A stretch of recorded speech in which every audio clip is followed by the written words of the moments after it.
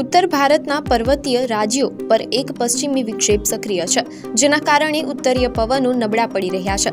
જો કે 2-3 ડિસેમ્બર પછી જેમ જેમ આ સિસ્ટમ આગળ વધશે તેમ બર્ફીલા પવનો ફરી ફૂંકાશે. આ રાજસ્થાન, હરિયાણા, દિલ્હી, પંજાબ અને મધ્યપ્રદેશને અસર કરશે.